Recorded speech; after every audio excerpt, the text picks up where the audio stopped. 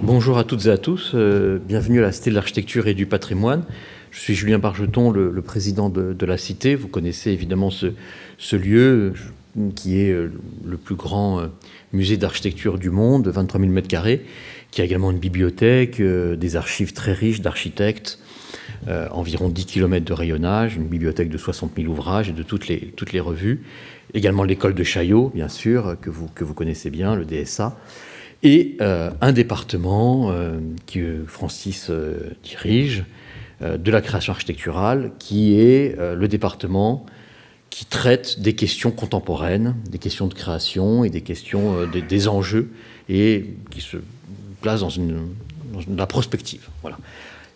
Et là, on est vraiment au cœur du sujet, et aussi des axes stratégiques que nous voulons impulser à la Cité. Le cyclone Chido qui a frappé gravement Mayotte le 14 décembre.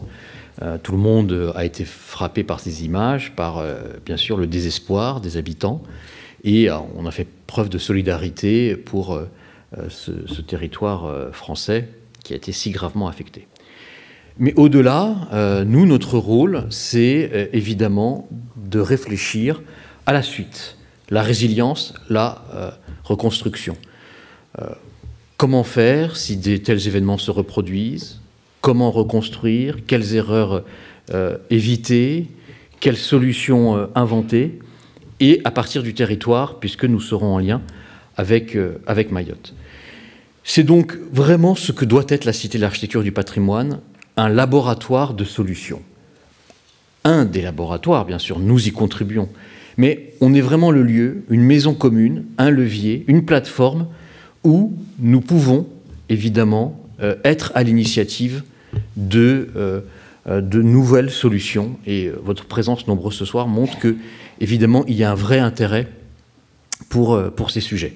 Et puis, bien sûr, un deuxième axe stratégique qui me tient à cœur, ce sont les territoires. Alors là, on l'aborde sur une situation douloureuse, mais je crois vraiment que la Cité doit être un fédérateur d'énergie, de synergie, doit rassembler et fédérer à partir de ce qui émerge des territoires. C'est très important, nous sommes un établissement public à Paris, mais nous ne sommes pas un établissement public parisien. Nous sommes un établissement public national.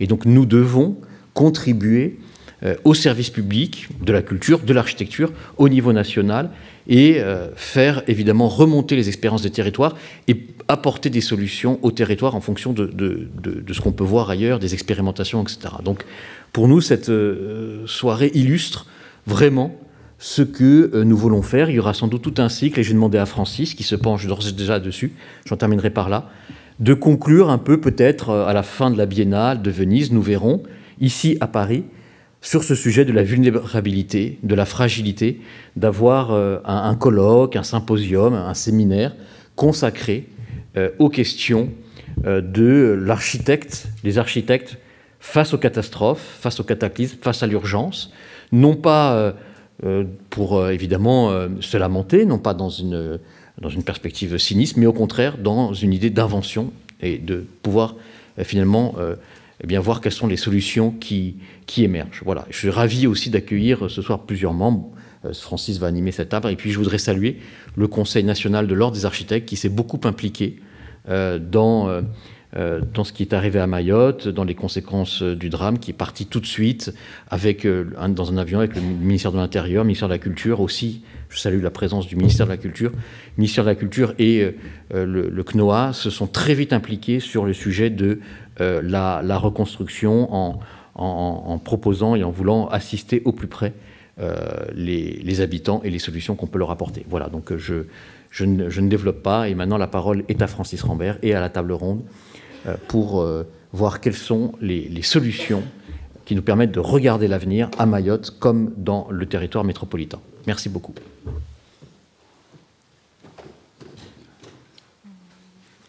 Merci Julien.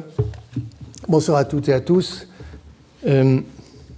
Comment ne pas... Quel terrible début d'année. Comment ne pas lier les méga-feux de Los Angeles et le désastre de Mayotte. Comment ne pas le faire? Alors ce soir, on ne parlera pas de Los Angeles, je vous le dis tout de suite, mais la catastrophe climatique, qui a des sources climatiques, c'est maintenant avéré. Je veux dire, c'est quand même assez intéressant de questionner, de voir comment les architectes peuvent justement répondre à ça, les architectes, des réparateurs, déjà dans l'urgence, on va en parler tout de suite, mais aussi, j'allais dire, dans le temps long de la fabrication de la ville, et voilà pourquoi on a appelé ça ce soir, notre table ronde, entre résilience et reconstruction.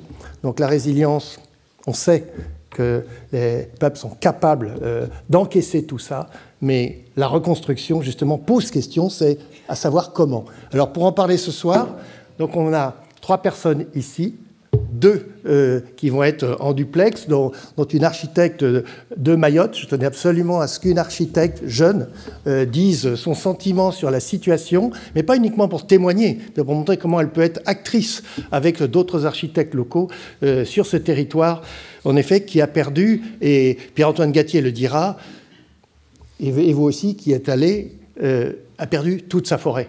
Ça en dit long. Donc le désastre architectural, le patrimoine urbain, mais aussi paysager, sans oublier évidemment la question sociale qui est au cœur de tous les débats. Alors, ils ont tous apporté des photos parce qu'ils y étaient. On écoutera évidemment Nicolas Delon, l'ancienne Guyenne aussi, de l'ordre des architectes. Mais je voudrais commencer par Cyril, qui, si tu veux bien commencer et nous passer des images et les commenter. Donc, je vais vous demander au début de nous dire comment vous avez vécu cet événement. Vous y êtes tout de suite aller là-bas, mais vous aviez déjà construit là-bas. Vous, Nicolas Delon, Cyril Lana, vous aviez déjà construit. Donc déjà, qu'est-ce qu'il est resté de vos bâtiments? Comment ça s'est passé? Comment vous avez réparé? Comment vous avez enclenché la suite? Cyril. Oui, alors déjà, effectivement, on avait un chantier en cours. Puis, si on parle directement d'un bâtiment qu'on a conçu et qui était en cours de construction, on avait pensé, c'est des logements qui sont destinés à progressivement permettre aux habitants des bidonvilles d'être logés sur place dans des logements qui sont plus aux normes.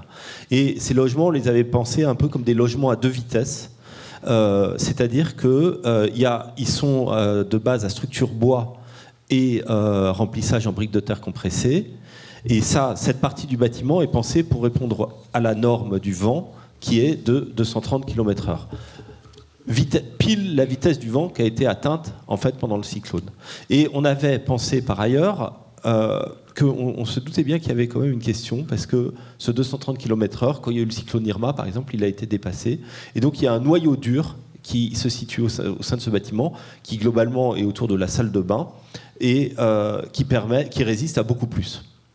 Et alors encore une fois, le bâtiment était en cours de chantier, il y avait ces noyaux durs qui avaient été construits, et les poutres, les chevêtres avaient été mis en place, mais ils avaient été mal étayés, ils sont tombés, le vent a tordu les pieds qui les attachent, mais les noyaux durs ont tenu. Donc ça c'était juste pour parler du bâtiment. On m'avait demandé aussi de raconter une impression globale quand je suis arrivé. Donc là, voilà, on voit les photos qui défilent. Effectivement, la première chose qui frappe, c'est cette nature complètement dévastée, qui était tellement paradisiaque, mais qui est complètement dévastée. Nicolas nous dira peut-être, parce qu'il y était un petit peu avant moi, en plus qu'il y a eu un petit tournant, parce que j'ai eu la chance c'était déjà redevenu vert, mais alors que c'était tout rouge au début. Donc cette nature complètement dévastée, vous parliez de la forêt, mais il y a aussi les coraux. Tous les coraux globalement ont été détruits. Donc c'est un désastre naturel, un désastre marin, et puis un désastre humain. Alors ça c'est le tas qu'on voit de tous les déchets de la commune de Mamoudzou, qui forment un tas, mais chaque commune a son tas de déchets. Globalement, moi, un des premiers endroits que j'ai été visiter, c'est ce quartier sur lequel on travaille depuis près de 10 ans, qui s'appelle Mahabourini, qui est un quartier spontané, ou un bidonville, en fait, qui est au-dessus de Kawéni, et sur lequel on travaille sur un projet de sécurisation depuis 10 ans, de mise en sécurité, allant par la mise en place de réseaux et de cheminements consolidés en béton. Ça, c'est les pieds de nos maisons là, qui s'étaient déformés.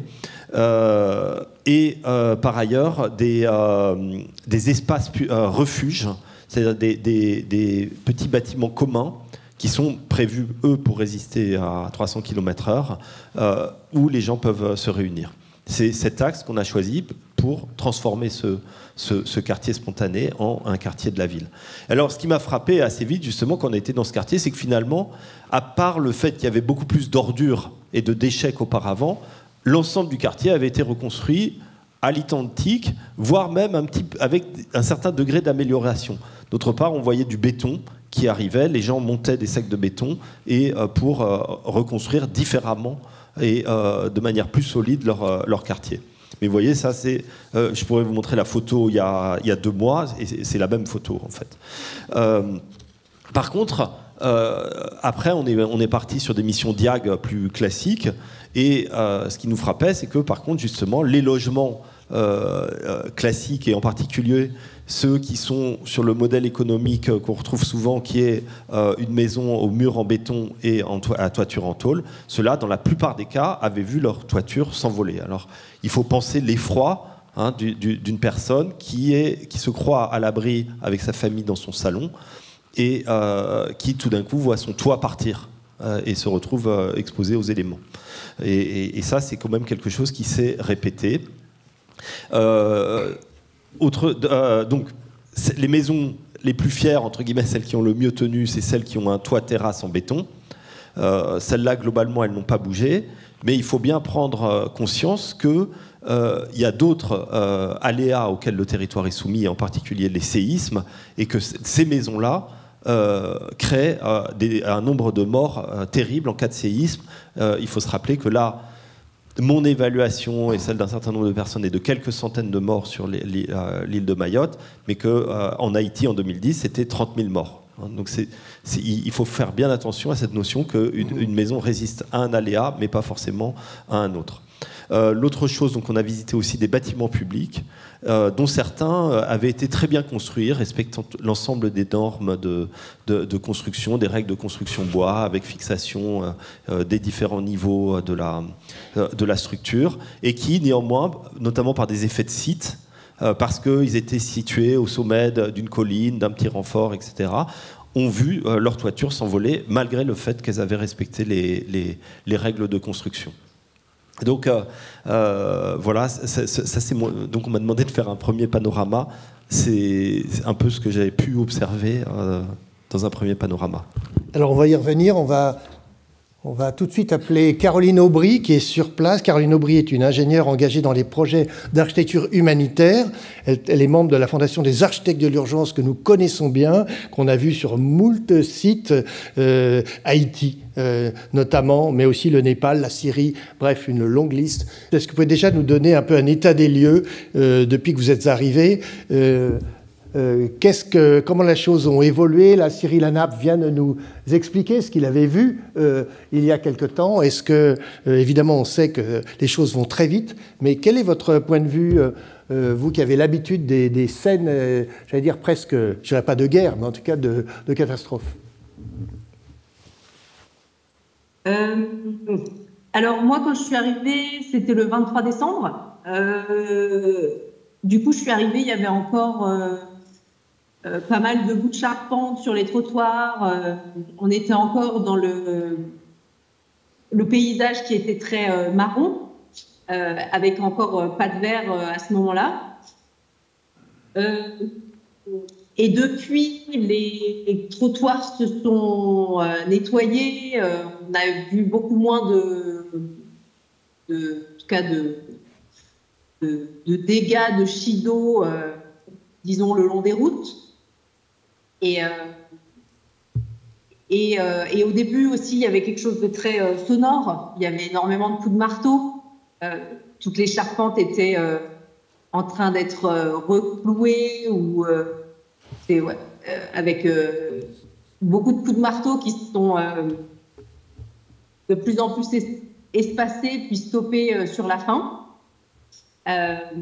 Voilà ce que je peux dire de peut-être des évolutions que j'ai vues en grande partie, avec aussi du coup j'ai pas de point de comparaison. Je connais pas Mayotte. Je suis arrivée pour la première fois le 23 décembre. Et voilà, donc la reconstruction aussi des habitats que j'ai pu voir à travers, voilà, sur les montagnes et avec le son. Est-ce que vous travaillez, donc, on imagine que oui, bien sûr, que vous travaillez avec les architectes locaux, avec le CAE, avec Dominique Tessier notamment. Oui. Comment vous avez monté les équipes pour agir sur le terrain, pour être, j'allais dire, là on ne parle pas d'un projet à faire, on parle d'une urgence, de cette urgence de la réparation. Alors le but en fait, c'est vraiment d'arriver très vite après le cyclone et de permettre d'aller voir les bâtiments et de faire un premier état des lieux, donc à la fois pour de la mise en sécurité des personnes et la préservation des bâtiments, mais aussi donner un peu un visu sur un grand nombre de bâtiments avec un déploiement pour pouvoir, ce qui permet aux personnes qui sont occupées par exemple, les communes occupées à déblayer les routes, à gérer les déchets et à plein d'autres choses personnelles, les maisons, etc., de pouvoir, en parallèle, avoir un œil sur les bâtiments. On a commencé du coup par les écoles du premier degré, au niveau du nord de Mayotte, sans compter Mamoudzou. Voilà, c'est comme ça que ça s'est organisé. Il y avait la cellule créée par les architectes qui s'est montée sur Mamoudzou et qui a commencé du coup le diagnostic sur les écoles du premier degré au niveau de Mamoudzou. Et après, il y a eu une demande de la part de la DEALM pour le nord de l'île et le sud, avec un partage entre du coup le CAE et architectes de l'urgence, avec toujours une participation de tous les acteurs du territoire.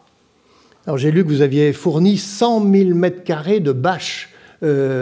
Est-ce que déjà ça, comment ça arrive? Ça arrive de la Réunion, ça arrive qu'il y a des ponts aériens. Comment vous fabriquez tout ça? Alors on travaille, on a des partenaires en gros, et on a toujours un stock de bâches qui est stocké et qui est prêt à partir en urgence tout de suite. C'est comme ça qu'on fonctionne. Et là, c'est arrivé par pont aérien avec une priorité pour les bâches qui étaient extrêmes. Donc, les bâches sont arrivées tout de suite et elles ont été utilisées par la sécurité civile. Donc, voilà, ça a été. C'est pas nous qui avons géré le stock de bâches sur place. Très bien, on va revenir vers vous, Caroline. Je vais passer la parole à Nicolas Delon. Nicolas Delon, faut-il le présenter encore? Il est cofondateur du collectif Encore Heureux. Il vient souvent ici, on l'a vu à la plateforme de la création architecturale, justement, avec une installation tout à fait intéressante qui parlait des questions, justement, sur le paysage. Voilà, avec... bref, on ne va pas revenir sur ce sujet, ou plutôt une autre fois. Alors, toi, quand tu vas là-bas, là aussi, à la même période, qu'est-ce que tu vois? Comment tu fais? Et comment s'est passée la mutation de ton bâtiment, si je puis exprimer ainsi? En fait, je voudrais commencer par partager le fait qu'on ne peut pas être préparé à une telle catastrophe. C'est extrêmement perturbant et très difficile d'en rendre compte. Donc, tant qu'on n'y est pas allé, on n'arrive pas à savoir ce qui s'est passé. Et quand on en revient, moi, j'ai beaucoup de mal aussi à essayer de vous dire avec des mots cette perception. Parce que vraiment, l'étendue, la diversité, la profondeur du désastre est totalement vertigineuse. Donc ça, c'est important parce qu'on pourrait s'habituer au désastre. Et d'ailleurs, moi, je suis arrivé à J+21. Il faut savoir que dans une catastrophe, chaque jour est très différent. À J+1, on n'a pas d'eau, on n'a pas à manger. À J+3, on ne sait pas si nos proches sont en sécurité ou autre. Et en fait, chaque jour, moi, je suis arrivé au moment où attendez, je vais juste changer les slides. Je suis arrivé au moment où l'électricité revenait. Et quand il n'y a pas d'électricité, il y a tout un tas de choses qui ne peuvent pas marcher. Donc, c'est extrêmement difficile et je pense que chaque personne qui l'a vécu, et en sachant que nous n'avons pas vécu le moment, et ça, je voudrais aussi en parler. Donc, cette étendue du désastre, il s'applique et il est visible auprès des bâtiments. On en a parlé, Cyril en a parlé, des toitures principalement, tout type de bâtiments. quelle que soit leur nature, leurs matériaux. Donc, il va y avoir toute une analyse suite aux centaines, aux milliers de diagnostics des architectes d'urgence pour analyser tout ça. C'est une ressource incroyable. Il faut vraiment que des chercheurs, des ingénieurs regardent parce qu'on a sous les yeux tout ce qui marche et tout ce qui ne marche pas. Donc là, on ne peut pas se raconter des choses, de dire le béton c'est bien, la BTC c'est pas bien, etc. Tout est visible, tout est à vue, avec des effets de site qui peuvent nuancer, mais en tout cas, il y a une espèce de voile qui se lève sur la réalité. Pour ceux qui ne connaissent pas Mayotte, qui sont peut-être là ou en visio, c'est 300 km², donc c'est 3 fois la surface de Paris. Ce n'est pas un territoire très grand. Il y a autour de 300-400 000 habitants, c'est un débat. Et moi, ce qui m'a semblé apparaître, c'est donc ces bâtiments de toute nature, des bâtiments publics, des bâtiments plus fragiles, qui sont vraiment extrêmement atteints, affectés. Ça, c'était après J+1, hein, des murs en béton, des clôtures, des containers. Donc en fait, rien n'a résisté. C'est important quand même de prendre la mesure parce que, et sur quasiment la totalité du territoire. D'habitude, quand il y a une catastrophe, les inondations de Valence, c'était à Valence, mais on a pu amener de l'aide de Barcelone, de Madrid, etc. Là, on est à 8000 km de l'Hexagone, et donc il y a un isolement aussi de ce territoire. Des bâtiments sportifs, là à droite, vous avez les bateaux de la Marine nationale, qui sont censés faire en sorte que tout fonctionne, et qui eux-mêmes ont été coulés par la violence du cyclone. Nous, il se trouve qu'on est à Mayotte depuis 2018 pour 2 projets publics. Un grand lycée, un lycée des métiers du bâtiment, un concours qu'on a gagné en 2018. Voilà, ça tombe bien, qui est très compliqué et très long. Ça devait être fait en 5 ans et on va être plutôt sur une dizaine d'années. Donc il faut aussi prendre la mesure de la spécificité, de la complexité de ce territoire pour éviter les raccourcis de se dire on va reconstruire Mayotte en 2 ans, etc. C'est impossible, c'est totalement impossible. Personne ne pourrait le faire. Et d'ailleurs, imaginez qu'il y aurait des solutions à un tel désastre étendu, ça serait trop présomptueux. Donc je pense qu'il faut avoir beaucoup plus de modestie et trouver comment on peut trouver des techniques. Et là, sur un deuxième projet d'un gymnase à Kaweni, juste en bas de là où Cyril travaille, là vous voyez la grue qui est tombée. Donc c'est des grues prévues pour les cyclones, il y a 110 tonnes de lest. Et les grues sont tombées entre les bâtiments. Si elle tombait sur le bâtiment, il n'y avait plus de bâtiment. Un bâtiment totalement en bois qui lui a résisté parce que construit dans les règles de l'art par des entreprises compétentes, etc. Donc c'est intéressant aussi de mesurer tout ça et de savoir qu'est-ce qu'on peut en tirer. Parce que l'enjeu, ça va être de faire cette observation extrêmement précise et de savoir comment on peut en tirer des choses. Et donc là, on était sur le matériel. Il faut savoir que les infrastructures ont été ravagées. Et infrastructure, c'est le transport. Il y a 2 îles à Mayotte, Petite Terre, Grande Terre. Et en fait, il y a des barges qui relient ces 2 bâtiments. Et l'aéroport est situé sur Petite Terre. Donc tout le fret qui était acheminé, en fait, n'arrivait pas à Grande Terre parce qu'il était bloqué sur Petite Terre. Donc tout d'un coup, on se rend compte de la fragilité de ces infrastructures, des réseaux d'eau, du réseau électrique, de la téléphonie. Tout d'un coup, c'était impossible d'avoir des nouvelles. Et donc les gens, nous, les architectes de notre équipe, ne se quittaient pas, restaient ensemble, parce que s'ils se perdaient, ils ne pouvaient pas se retrouver. Donc c'est difficile, en fait, d'imaginer toutes ces incidences. Cyril a parlé des coraux et donc des désastres naturels, des arbres. Et puis moi, je voudrais terminer aussi sur le traumatisme psychologique. Et ça, je pense qu'il faut vraiment, parce que j'ai vraiment beaucoup écouté. Moi, je suis allé là pour prendre soin de nos équipes. On a 3 architectes sur l'île. Les 3 ont perdu la toiture de leur maison. Donc on a fait 100% de dégâts sur nos 3 qui habitaient des maisons normales. 2 étaient sur l'île et 1 était à La Réunion. Et donc j'ai beaucoup écouté et on m'a raconté, on m'a re-raconté. Donc il y a vraiment ce sentiment de traumatisme, de ne pas savoir quand la toiture s'envole. Il faut savoir que la toiture de la préfecture s'est envolée pendant le cyclone sous la cellule de crise. Donc vous imaginez l'endroit où on se dit, on se prépare à savoir ce qui nous arrive, et tout d'un coup, vous avez le toit de la préfecture qui s'envole. Donc c'est pour montrer aussi cette fragilité-là, et aussi le fait que à la préfecture, les services publics sont aussi dans le même état de sidération. Donc en fait, il y a une sidération totalement transversale dans la société, et du coup, on est totalement désemparé et pas préparé, en tout cas, à tout ça. En tout cas, moi, c'est ce que je voulais rendre compte comme témoignage, et de ne jamais oublier qu'il y a vraiment un besoin de soutien très, très fort. Et nous, c'est ce qu'on essaie de faire dès qu'on a pu, d'aller soutenir nos équipes pour faire en sorte de les accompagner, parce que c'est vraiment un grand... je ne sais pas si j'arrive bien à en rendre compte, je suis désolé, mais je voulais vraiment vous partager cela. Non, mais on sent de l'émotion, et ça... C'est très bien, et en plus, très intéressant ce que tu as raconté sur les bâtiments, on y reviendra tout à l'heure, ceux qui ont pu résister. On va passer la parole à Oumou Abdallah. Donc Oumou Abdallah est une jeune architecte engagée dans des projets d'architecture humanitaire et de développement, notamment au sein de l'agence Stand-M Architecte. Alors, est-ce que vous pouvez nous dire ce que vous voyez, si je puis dire, de votre fenêtre, ce que vous avez vu, comment vous avez vécu ce terrible cyclone Dites-nous point de vue d'habitantes et d'architectes, les deux.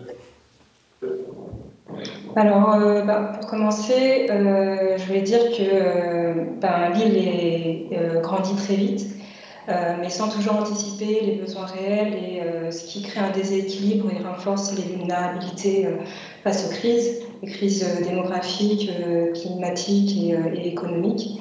Donc là, face au passage le passage du cyclone a été un moment stressant, angoissant et parfois tragique et traumatique pour certains.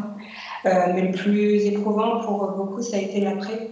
La découverte, comme beaucoup l'ont dit, d'un territoire méconnaissable, privé de sa végétation, avec des maisons et des infrastructures détruites, un accès limité à l'eau et à l'électricité, et une communication presque impossible avec nos proches, dispersés un peu partout sur l'île. Mais ce qu'on a pu remarquer, c'est que face à ce chaos, il y a un sentiment qui s'est propagé, qui s'est imposé pour la plupart d'entre nous. C'est la nécessité d'être utile. Utile d'abord auprès de nos proches, de nos familles, de nos amis, utile auprès de nos voisins, auprès des personnes du quartier, au travers d'associations et dans un dernier temps par notre expertise de notre métier. Donc, Caroline en parlait tout à l'heure, la mairie de Mamoudzou a mis en place une cellule pour réaliser les expertises des écoles servant de refuge et a sollicité l'aide du coup des architectes locaux. C'est une mission qui a ensuite été reprise et étendue à l'ensemble de l'île par les architectes de l'urgence, comme ça a été dit tout à l'heure. Donc, disons que Mayotte va faire face à beaucoup de crises, des crises de la vie chère, comme dans beaucoup dom-toms, la crise de l'eau, la crise des problèmes liés à l'insécurité, le contexte démographique exponentiel qui a une incidence directe sur les besoins en logement, en infrastructure, en équipement, l'urbanisme désordonné. Et à cela s'ajoutent les enjeux climatiques et les catastrophes naturelles, comme on a pu le vivre dernièrement. Donc le paysage est fortement meurtri, mais commence à reprendre des couleurs. Les chantiers reprennent, l'activité reprend malgré les pénuries. Très bien, merci pour déjà ce premier témoignage. Restez bien en ligne, hein, on va vous ressolliciter. Alors, je passe la parole à Laurence Nguyen, dont je disais qu'elle était en charge de la question des risques à l'Ordre des architectes. Alors, on est plusieurs à être en charge. Je suis en charge sur la question des risques avec Arnaud Réau. Et donc, on avait effectivement, depuis le mandat précédent, mis en place une stratégie d'adaptation aux besoins concernant les risques majeurs, ce qui nous a permis, dès le départ, d'être assez réactifs par rapport à ce qui était en train de se passer sur Mayotte. Du coup, en fait, bon, alors moi, c'est vrai, c'est un témoignage de pilotage plutôt que de terrain, puisque effectivement, on était donc à l'ordre national en contact direct avec l'ordre régional de la Réunion Mayotte. Au départ, pour juste prendre des nouvelles de nos confrères et consoeurs sur le territoire. Ce qui a pris quand même quelques jours, hein, déjà, de savoir, en fait, de répertorier, justement, de faire une cartographie de l'ensemble des architectes mahorais, parce que voilà, on n'avait pas de nouvelles, enfin, tout était coupé. Et ensuite, on a piloté la mise en place, justement, des interventions sur place. Avec en première ligne le CROA de la Réunion, en partenariat avec le ministère de la Culture, le ministère du Logement et le ministère de l'Intérieur, puisque on a bénéficié, grâce au ministère de l'Intérieur, d'un pont aérien pour pouvoir acheminer dans un premier temps les matériaux pour les architectes mahorais Donc ils étaient 30 architectes sur place à commencer à faire du diagnostic, enfin en tout cas à regarder ce qui était ce qui s'était passé. Et ensuite, on a acheminé en partenariat avec la Fondation des architectes de l'urgence 10 autres architectes qui sont venus donc de La Réunion en renfort, parce qu'en fait c'était épuisant. Enfin, les retours qu'on avait, franchement, ils étaient complètement épuisés. Les premiers architectes qui sont allés sur place, ils n'avaient pas effectivement d'eau, les approvisionnements étaient très compliqués. On a même dû les approvisionner en papier pour qu'ils puissent faire leur diagnostic. Et la commande qui nous avait été passée au niveau du ministère de la Culture, c'est de faire un état des lieux tout d'abord des écoles et des équipements publics. Dans l'idée de savoir, puisque c'est vrai, la chance qu'il y a eu quelque part, c'est qu'on était en période de vacances, donc les écoles étaient fermées, mais pour voir justement comment allait pouvoir se passer la rentrée. Et nous en avons eu les résultats au début de la semaine, là, puisque c'était la rentrée.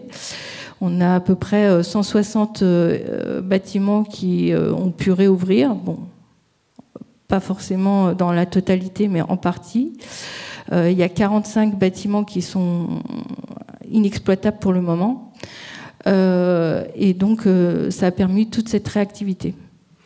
Très bien, on va y revenir. On va tout de suite écouter Pierre-Antoine Gattier, donc architecte des monuments historiques et inspecteur des monuments historiques. Là, il nous parle de Rome, où il est justement là aussi au travail, justement sur des morceaux de patrimoine immenses dans la ville éternelle. Mais il a été dépêché par le ministère de la Culture pour justement identifier les monuments historiques quels étaient devenus. Bonsoir Pierre-Antoine. Est-ce que tu peux nous faire toi aussi un état des lieux quand tu es allé sur place, dans cette chaleur, et comment tu as vu les choses avec ton œil d'architecte au service du patrimoine, je le souligne. Alors je suis allé à Mayotte le 21 janvier. Et il a été dit que la date à laquelle on découvre la site, je dirais, c'est après les moments les plus dramatiques auxquels je n'ai pas assisté. Alors, pour le ministère de la Culture, la Direction générale du patrimoine, donc avec le soutien de la DAC de La Réunion, la DAC de Mayotte, que je suis allé faire un diagnostic de l'ensemble des 19 monuments historiques de Mayotte. Les monuments historiques de Mayotte sont essentiels pour Mayotte, sont essentiels pour nous tous. Mesurons que parmi les monuments historiques de Mayotte, il y a 3 grandes mosquées. La plus ancienne mosquée dont le culte est assuré de façon continue, est à Mayotte, donc à Tingoni, depuis le XVIe siècle. Est-ce qu'on peut s'arrêter sur cette image? Donc, voici une grande cheminée, une usine sucrière. Et c'est un lieu qui m'a tout particulièrement bouleversé. Vous pouvez regarder cette cheminée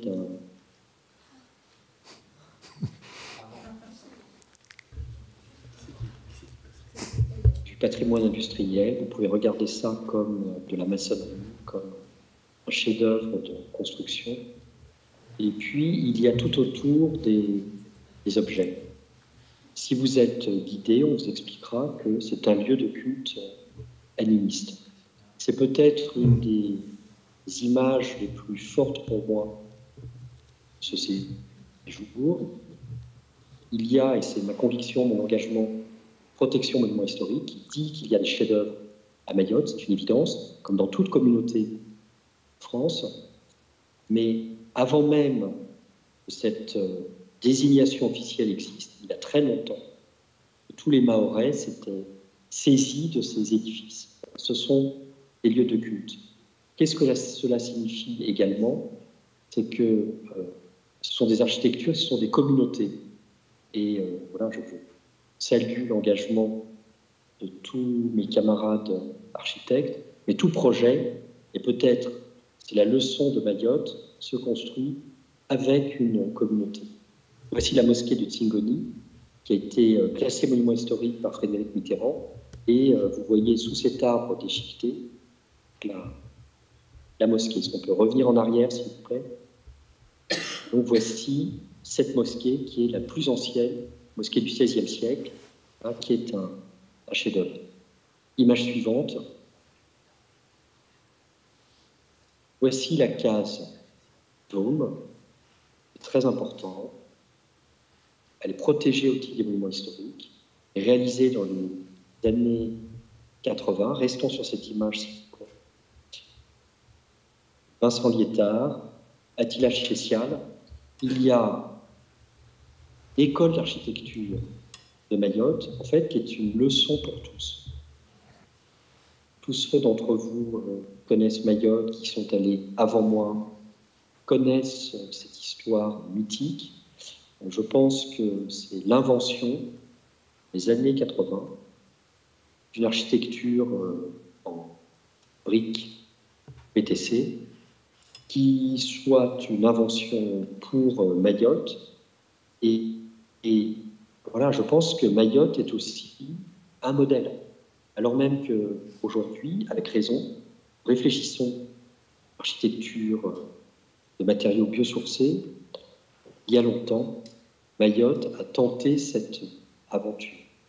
Donc Mayotte doit être aidée, regardée et considérée pour bien des endroits comme un modèle. Alors j'ajoute un mot, après ce que tous mes camarades ont pu dire. Donc, effectivement, je suis venu le 21 janvier et ça change le regard. Et c'est vrai que j'étais parti avec les images vues à la télévision le 16 décembre.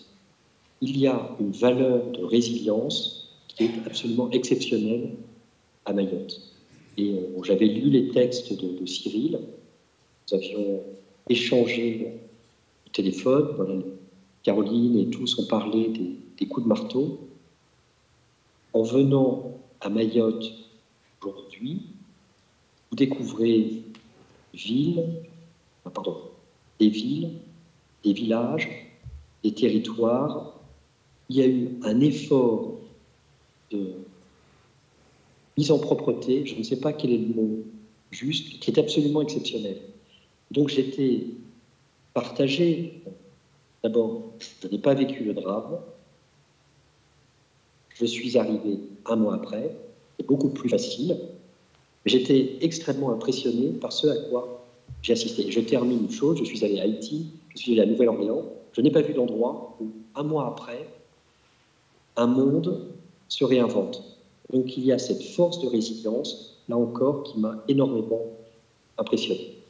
Merci Pierre-Antoine, on va revenir bien sûr sur tout ce que tu as dit et sur, j'aimerais que tu nous parles d'Attila Chessial, aussi cet architecte justement qui a peut-être l'un des pionniers en matière d'architecture de terre sur ces territoires.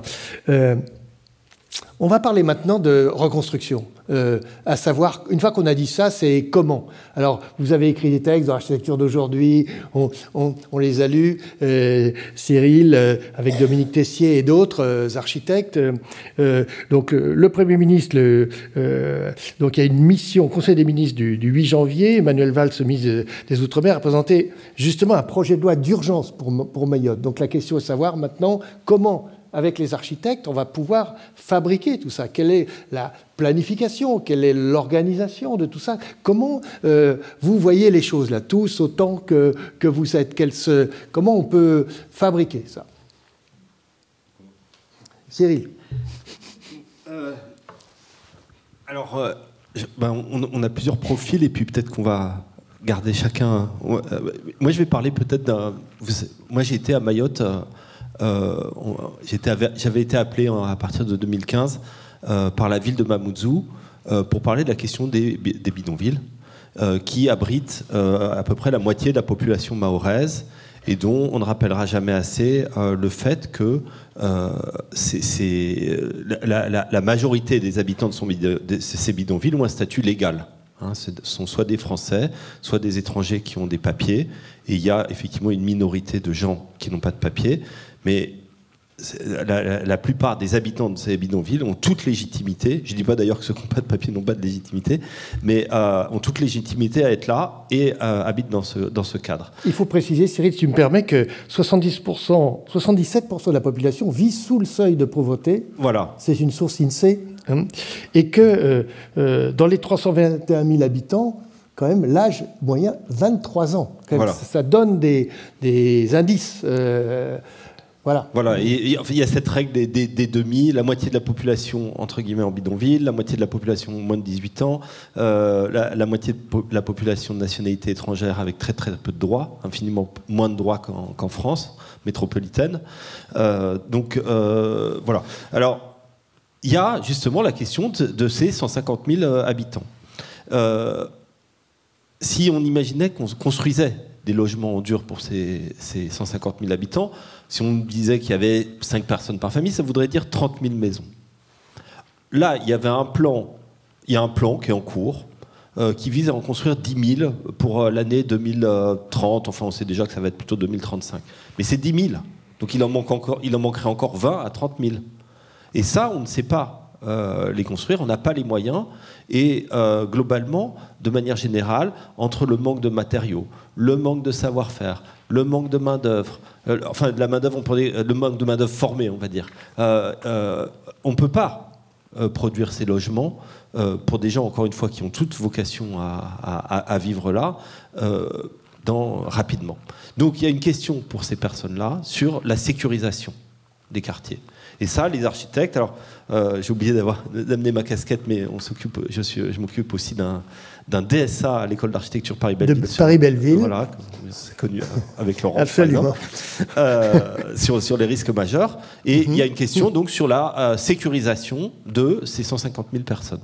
Alors là, on est en train de mettre sur pied, avec la Fondation de France et la Fondation du logement pour les défavorisés, pour dire son nouveau nom, une mission un peu expérimentale pour une durée de 6 mois, pour commencer, d'un architecte constructeur qui irait avec 2 services civiques, dont au moins un local, pour travailler dans les quartiers à la sécurisation du quartier.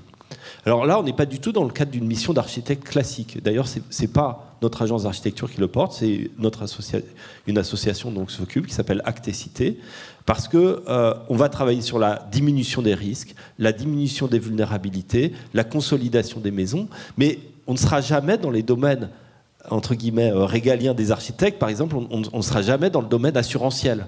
Ce que vont faire ces personnes ne pourra jamais être assuré. Et voilà. Alors, je voulais parler de cette partie-là du logement, parce qu'encore une fois, on est nombreux. Voilà, moi, j'ai parlé de la moitié de la population, mais qui n'est pas très architecturée. Non, ce qui est très important. On va revenir sur cette ville informelle, hein, c'est hyper important. Et un des grands enjeux, ça veut dire qu'on ne va pas pouvoir choisir, il va falloir faire tout en même temps, à la fois dans les typologies, dans les temporalités. Moi, je défends vraiment l'idée qu'il n'y aurait pas une urgence, mais qu'il y a une somme d'urgence, et ensuite on peut discuter de la durée de cette urgence-là, mais en fait, toutes les temporalités doivent être conçues et engagées en même temps. Sinon, c'est sûr que cette reconstruction, d'ailleurs, moi je pense que le mot reconstruction n'est pas le bon, parce qu'en fait, quand Le Havre a été bombardé par les Anglais, bon voilà, il n'y avait plus rien, il a fallu reconstruire Le Havre. Là, on sait qu'avant Chido, il y avait des sujets de logement gigantesques à Mayotte, donc c'est plutôt réparer Mayotte, ou en tout cas lui donner un avenir, une vision. Pour moi, c'est ça les mots qui sont importants, mais il ne faudrait pas considérer qu'on a fait le parallèle avec Notre-Dame, par exemple, de dire, voilà, on a bien réussi à refaire Notre-Dame, on va refaire Mayotte, mais on ne peut pas refaire une île, c'est pas possible. Il y a une complexité, il y a une profondeur, il y a une histoire aussi de notre pays venant dans ce territoire-là. En fait, chaque fois qu'on ouvre une porte à Mayotte, elle est infinie.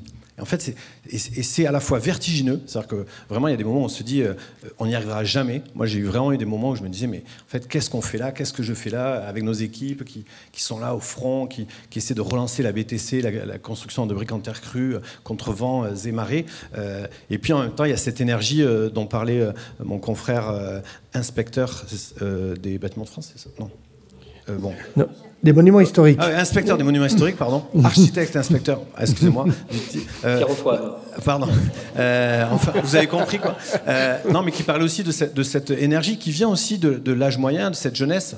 Mais il y a un enjeu vraiment de donner du sens à ce qu'on fait. Et moi, je pense qu'il faut être extrêmement vigilant. Parce que tout un tas de situations post-catastrophe montrent que ce n'est pas forcément les bons choix qui sont faits, notamment sous prétexte de l'urgence. On va dire, ah non, il faut déréglementer parce que des marchés publics, c'est trop long, donc pouf, on va faire des conceptions-réalisations et on va donner les clés de Mayotte à des majors. Ça serait un désastre, enfin, il faut quand même se le dire, parce qu'on sait bien que quand le seul bilan financier produit l'architecture, si ça fonctionnait, ça se saurait. Donc il y a des enjeux comme ça extrêmement profonds, il y a des enjeux juridiques, il y a des enjeux fonciers. Ça n'a pas été dit encore, mais on est sur un volcan avec une barrière de corail et en fait la zone constructible est extrêmement limitée. Et moi je trouve là où il y aurait vraiment quelque chose de très puissant à apprendre de Mayotte. Moi je pense qu'on a plus à apprendre de Mayotte que nous on aurait à apporter à Mayotte. Moi c'est un peu ce qu'on dit depuis Cognier. C'est que la somme des défis que nous allons traverser à l'échelle nationale, internationale, européenne, sont aussi présents dans un territoire qui fait 3 fois Paris.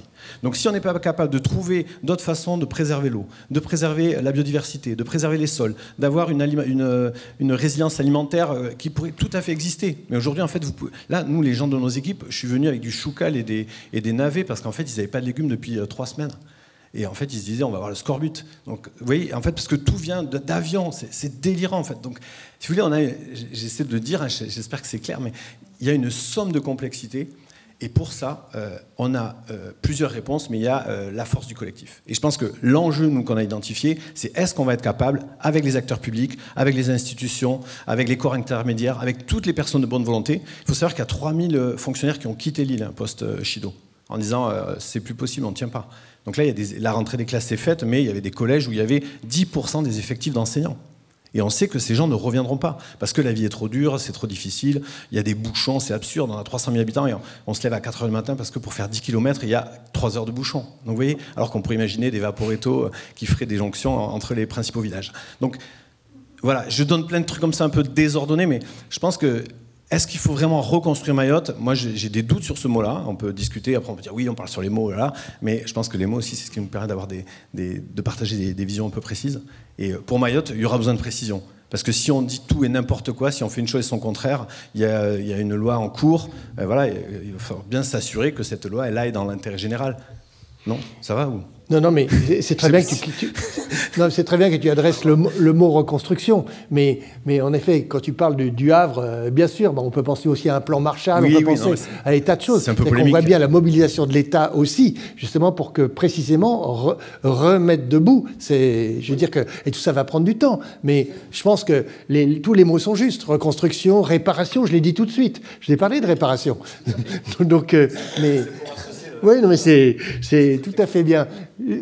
Oumou Abdallah, quel est votre point de vue là-dedans? Quel serait le mot que vous préféreriez?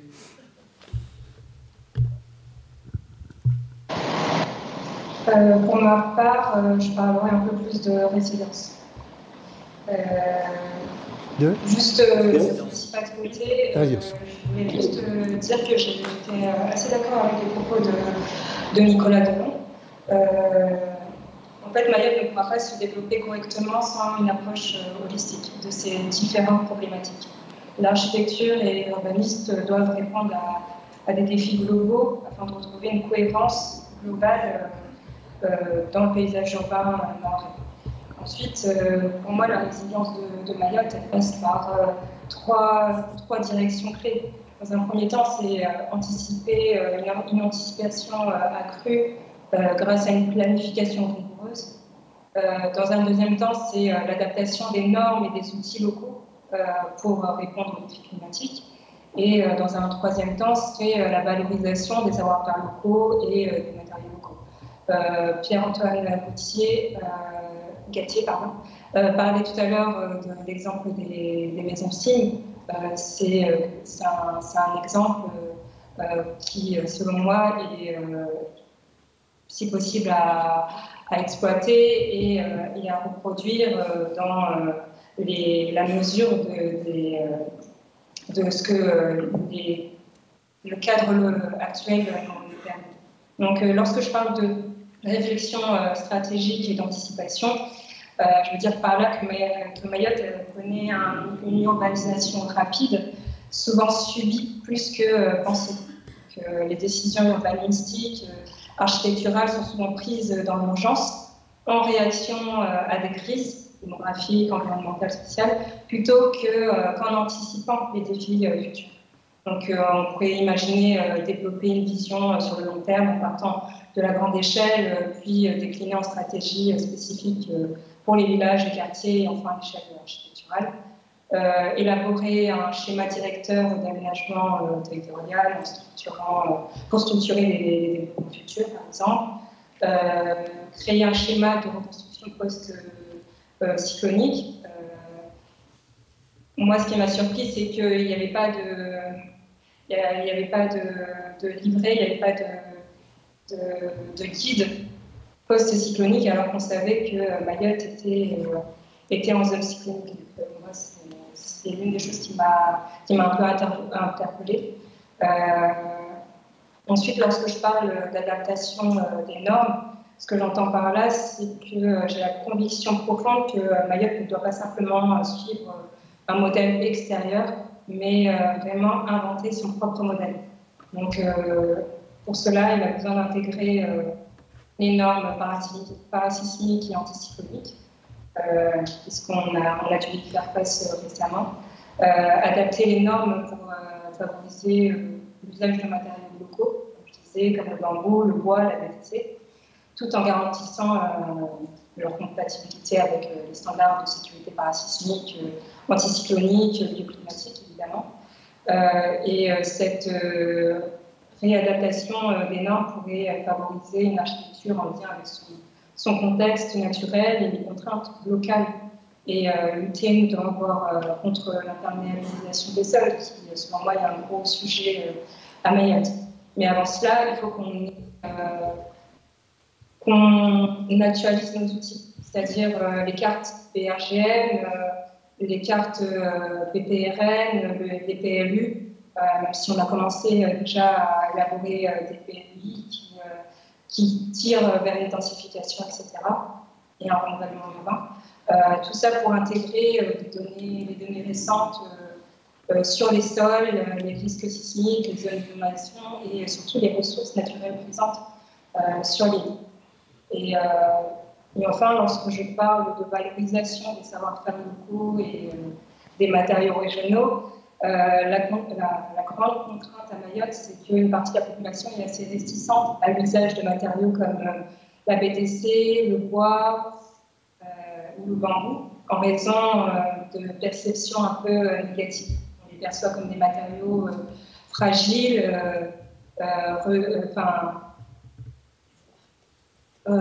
anciens et coûteux.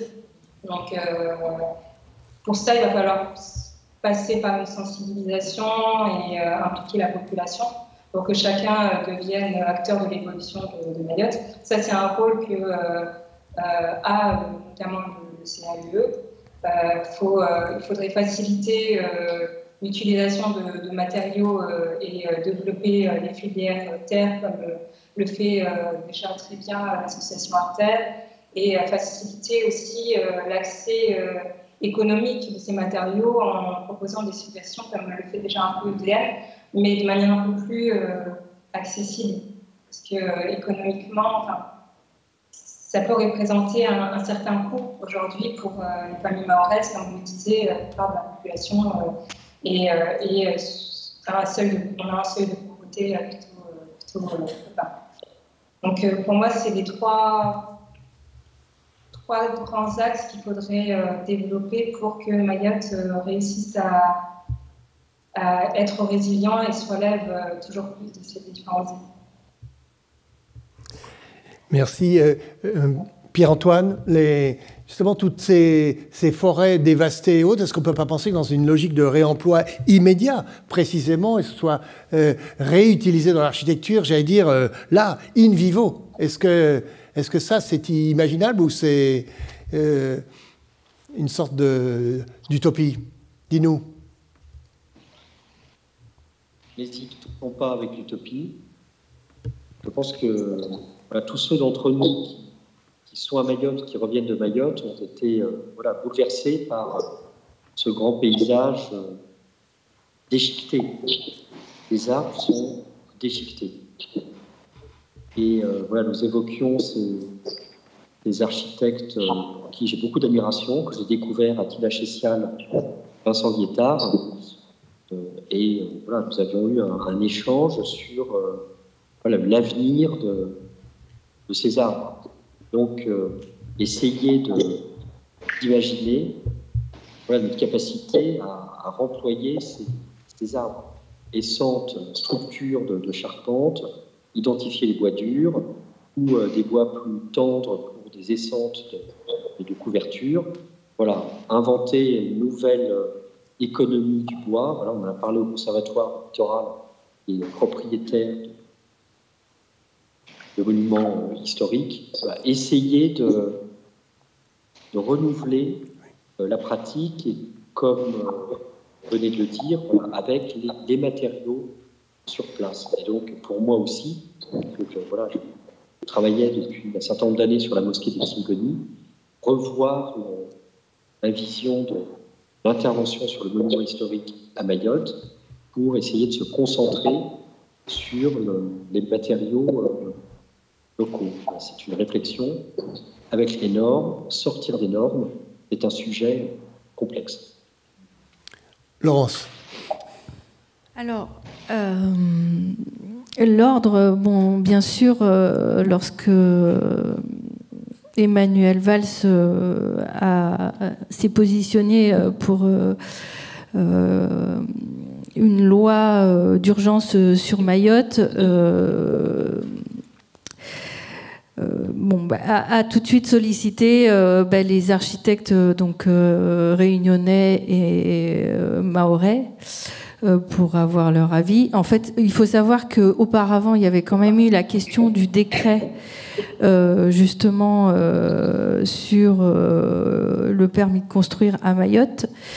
Le sujet, donc ça c'était il y a à peu près 6 mois, je crois.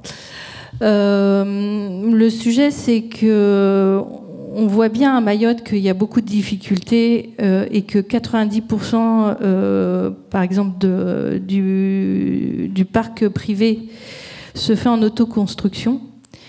Et c'est encore un autre domaine, c'est pas tout à fait le même, mais bon, c'est un petit peu parallèle. Et du coup, ce qui fait que la ville s'agrandit sans maîtrise et justement, les réseaux ne suivent pas. Voilà, il y a un vrai sujet là-dessus. Et donc, on se positionne, bien entendu. Il faut qu'on soit plutôt réactif d'ailleurs, parce qu'on veut aller très vite au niveau de l'État. Ce qui s'est passé avec finalement la catastrophe fait qu'on a été identifiés comme des interlocuteurs de terrain, mais qui peuvent du coup faire remonter au ministère du Logement, au ministère de la Culture et de l'Environnement les sujets. Et du coup, on commence à avoir une écoute. La preuve, à nos voeux, on a eu quand même 4 ministres qui se sont déplacés, ce qui est quand même assez exceptionnel, je dois le dire. On peut le dire. Et donc, voilà. Ce qui fait qu'on a une écoute et avec l'aide d'Éric Ugel, le président du CROA Réunion Mayotte, et notre élu national aussi issu de cette région, Mariam Locat, on a déposé des amendements pour pouvoir avoir,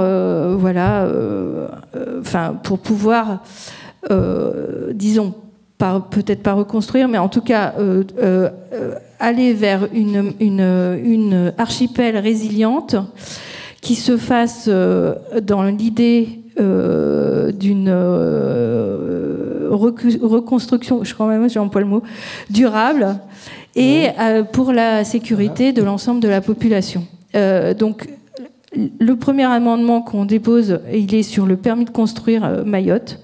Donc, c'est un permis de construire expérimental qu'on propose sur 2 ans, qui permettrait d'accélérer la reconstruction grâce à une accélération au niveau de l'instruction, non pas au niveau Donc une procédure d'urgence. Une procédure d'urgence, mais qui garantirait, du fait du permis de construire, donc élaboré par un architecte, de garantir un certain nombre de choses.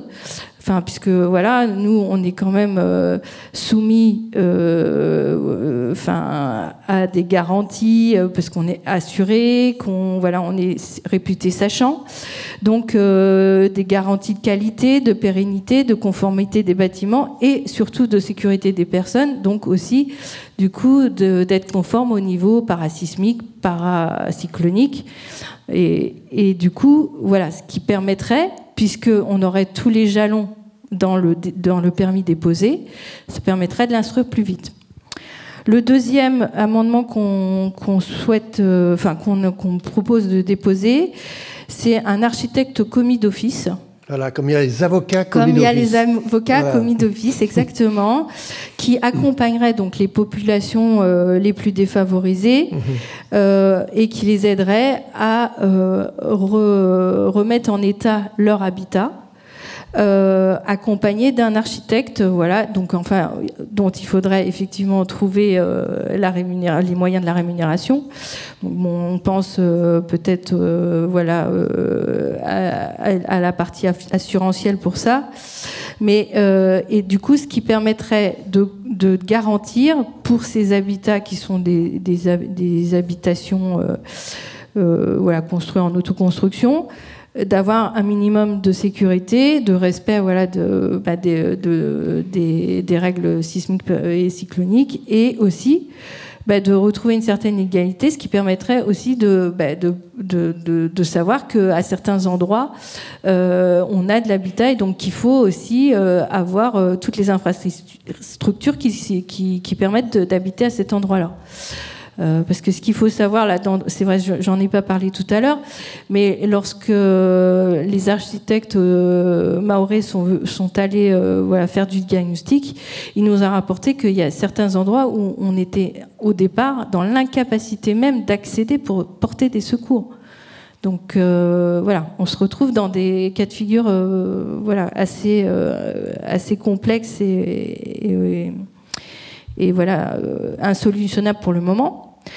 Ensuite, bien sûr, on appuie la question d'intégrer une question, dans les zones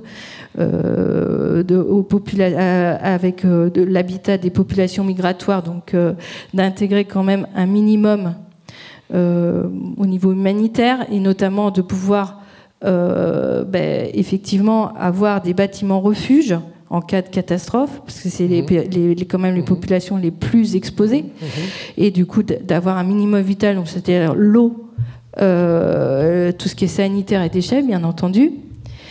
Et bien entendu, comme vous l'avez dit, on porte toute la question de la reconstruction donc durable, c'est-à-dire avec des ressources locales, les matériaux biosourcés, géosourcés, bien entendu, donc le BTC, le bambou, le réemploi.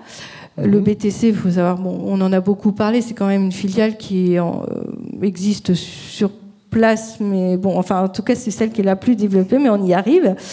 On commence à former les gens, enfin, on commence à former une partie de la population sur un savoir-faire. Donc sur la brique compressée, mais aussi au niveau de l'ENSA de La Réunion. Cette ENSA s'est quand même spécialisée dans l'architecture biosourcée. Et toutes ces filières, c'est aussi ça qui va reconstruire l'île. En fait, c'est le développement économique qui va avec le reste. Nicolas, on va y revenir. Il y a Encore des amendements ? Non ? Non, mais par contre, il y a le sujet de l'établissement public de Mayotte qui est évoqué.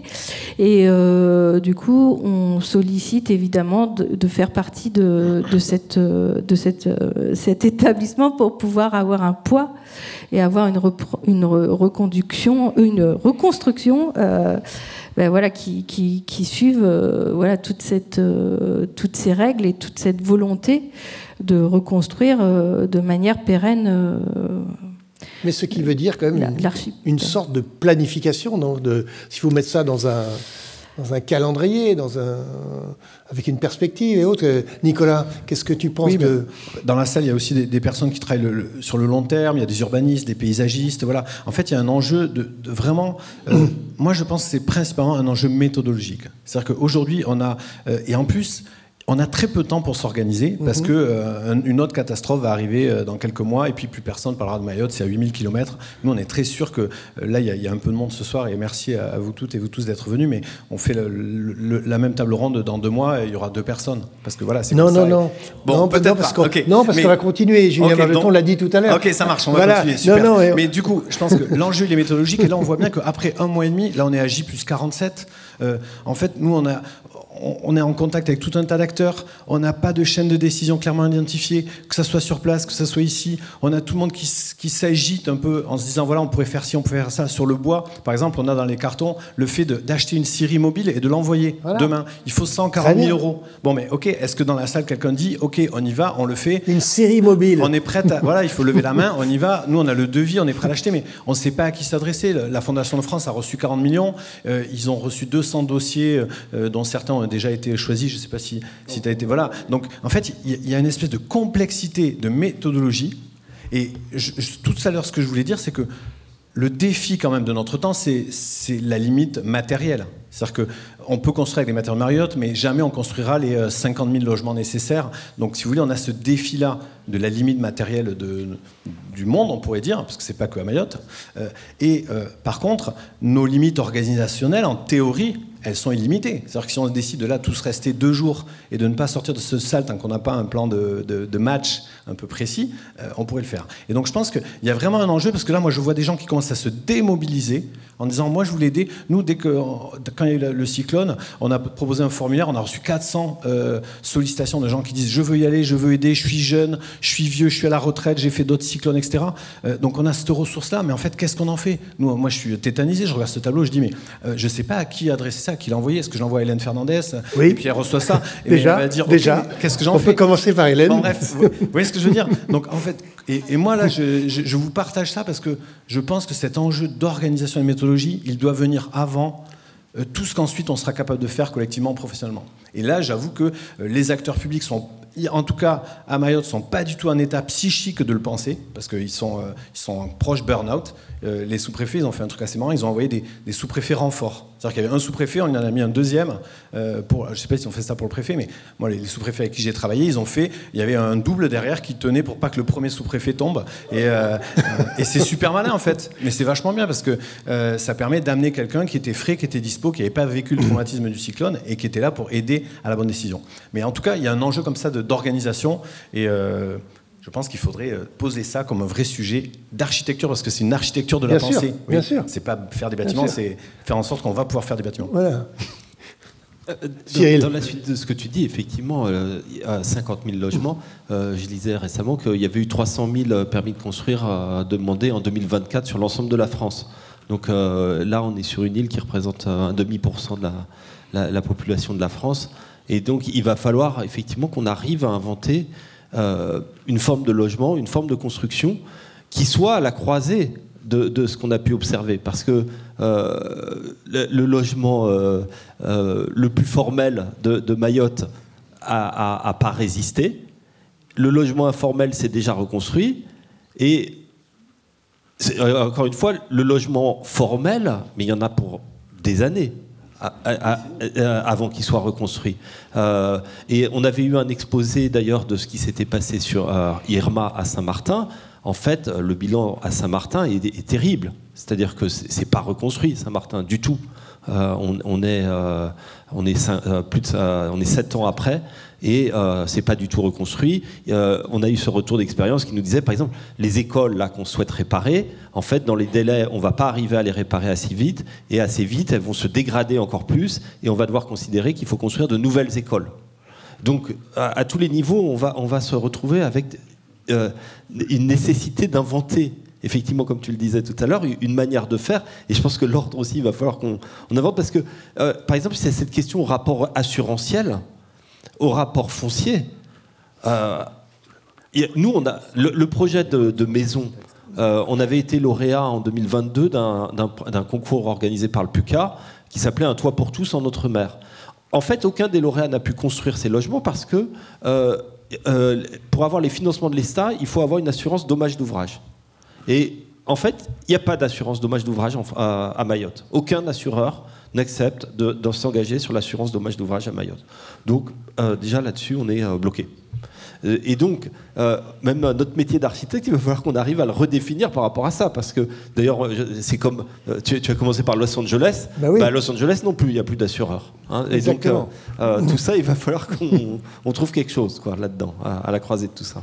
Ah, justement, Caroline, est-ce que vous pourriez nous dire la situation dans les écoles, les écoles à reconstruire, combien sont encore vous avez, je pense, déjà fait une sorte de bilan, et puis nous parler aussi de la maternité de Mamoudzou, dont on a appris, nous qui ne connaissions pas forcément Mayotte, c'est la plus grande de France. Donc, est-ce qu'elle a été réparée? Est-ce que les enfants naissent dans des conditions convenables? Comment ça se passe? Alors, moi, je voulais peut-être d'abord rebondir sur le chiffre de la durée. Vous m'entendez bien? Oui, oui, très bien. Ouais. Nous, du coup, on a fait l'expertise du parc résidentiel. Donc, on a procédé à un diagnostic sur la totalité de Mayotte en fonction des différents types d'habitats, et on est rentré dans 5% en gros de l'habitat de Mayotte pour le diagnostiquer et faire une extrapolation à 100%. Et sur chaque habitat expertisé, en gros, un temps de travaux a été estimé par les architectes qui sont rentrés dans ces bâtiments. Et extrapolé à la totalité de Mayotte, on arrive à 20 000 ans s'il n'y a qu'une seule entreprise qui travaille. Voilà. Donc ça donne l'état de travail à faire. Et du coup, pour continuer, par rapport aux écoles, nous, ce qui nous a été demandé, en gros, c'était vraiment quelque chose de très fonctionnel. C'est comment on va pouvoir se projeter pour la rentrée. La date n'était pas fixée et le nombre de salles de classe opérationnelles n'était pas du tout connu à ce moment-là. Donc le but, c'était vraiment de catégoriser les salles de classe très rapidement. Et donc nous, on les a catégorisées avec des salles fonctionnelles immédiatement, des salles fonctionnelles après mise en sécurité, préservation, et puis des salles fonctionnelles après petits travaux, et puis des salles vraiment non opérationnelles pour plusieurs mois, lorsque la charpente était touchée. Ça nous a permis, donc nous, on a envoyé la synthèse de notre travail directement à la cellule de crise pour que la sécurité civile puisse bâcher et purger des dangers dans les écoles. Et ça a permis d'après les chiffres qu'on a, si la sécurité civile a opéré et qu'il n'y a pas eu d'autres dégâts occasionnés, en tout cas, c'était 70% des salles de classe qui pouvaient être sans danger. On n'était pas sur une salle de classe complètement normale, mais elle pouvait être sans danger pour les enfants. Voilà. Et la maternité? Par rapport à la maternité, on a expertisé l'hôpital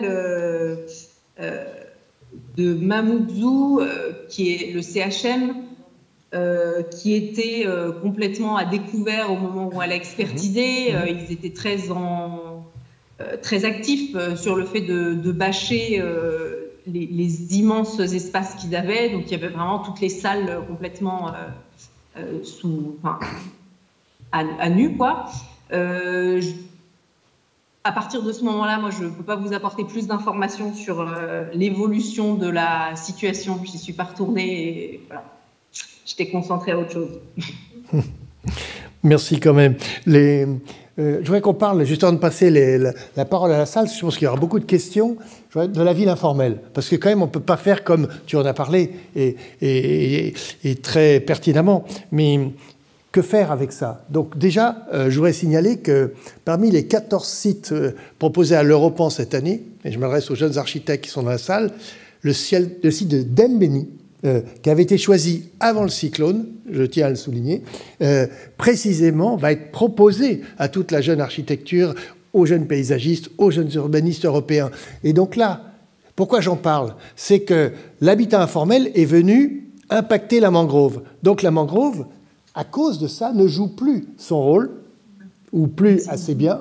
Et donc l'idée, justement, de l'Europan qui a choisi comme thème « resourcing », donc la question de la ressource, précisément de comment trouver des solutions pour donc reloger les gens ou les amener dans un projet à la fois écologique, architectural, vous voyez, il y a tout ça. Donc comment, peut-être, l'idée n'est pas de parler de l'Europan là spécialement ce soir, mais je veux dire que c'est quand même là un signe de quelque chose qui s'ouvre. On peut peut-être faire un peu autrement. Alors Cyril, toi qui engages tes étudiants dans la jungle de Calais ou des choses comme ça, comment tu vas faire là?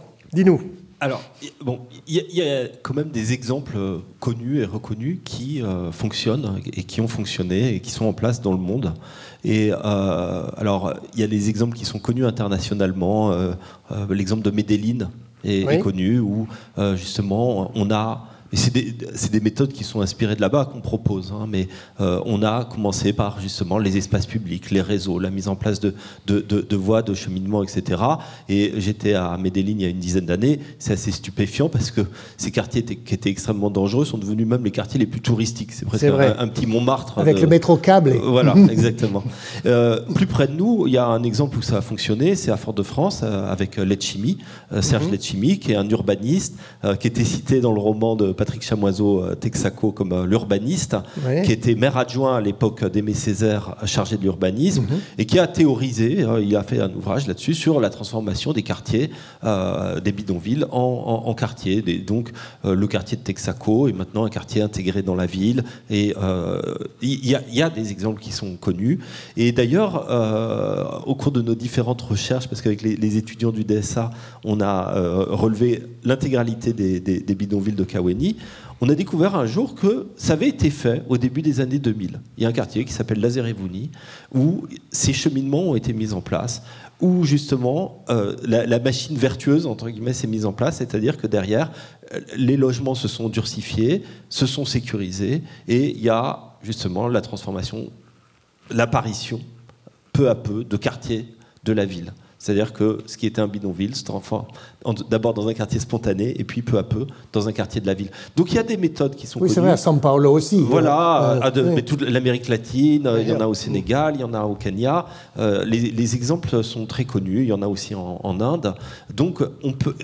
Alors, ce qu'il y a, c'est que ça ne rentre pas du tout dans les logiciels français, parce qu'au global, quand même, les Français, on est resté sur, tu disais, le Havre, on est resté sur la reconstruction, on est resté sur la disparition des bidonvilles de Nanterre. C'est magnifique. Des références. Mais c'est une autre époque historique, parce que ça, on ne l'a pas beaucoup dit, mais quand même, on est...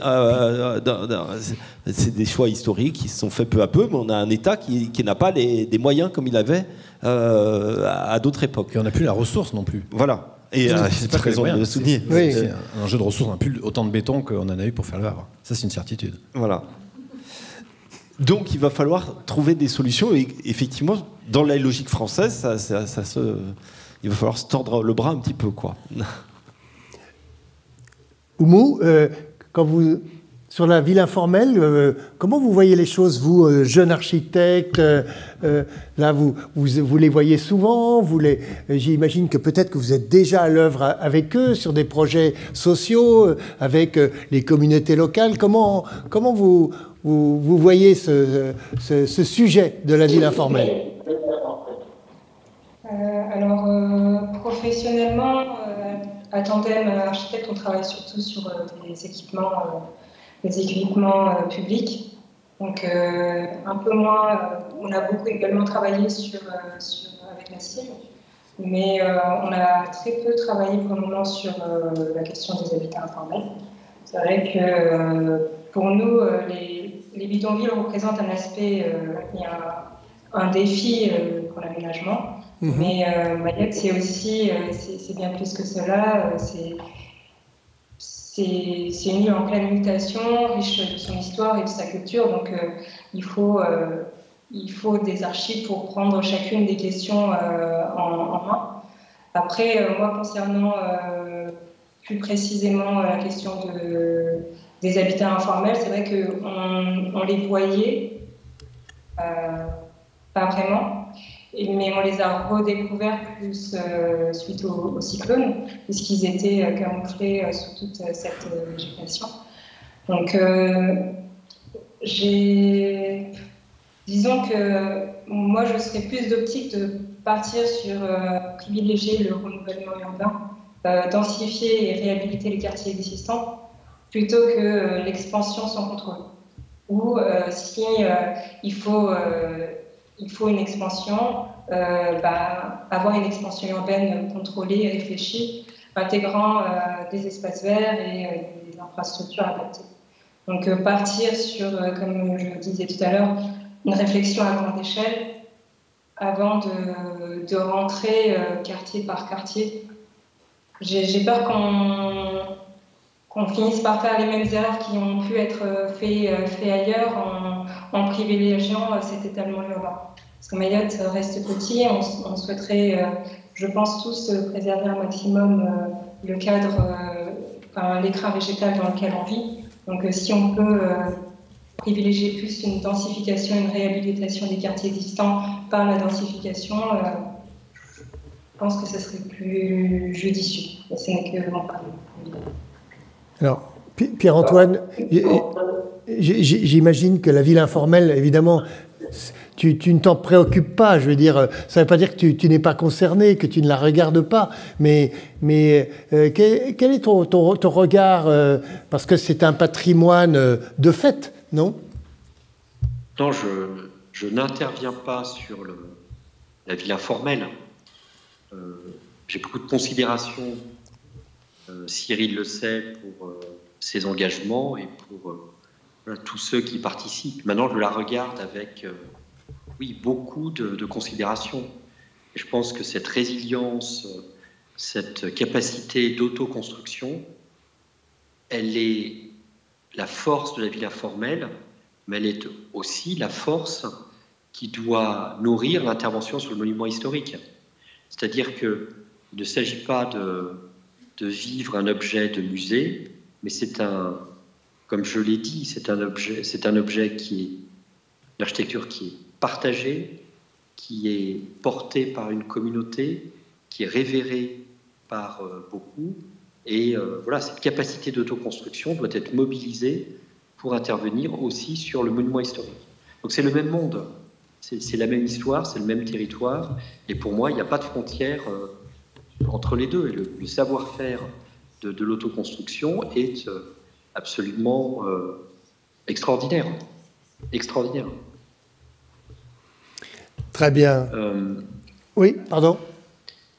Tu voulais non, mais je voudrais ajouter que lorsque j'ai échangé avec Attila Chessial et Vincent Liétard, qui depuis les années 80 ont inventé cette architecture avec ce maître d'ouvrage, la CIM, la société immobilière de Mayotte, avec cette architecture en BTC, en fait, ils font le lien entre l'autoconstruction et construire en BTC.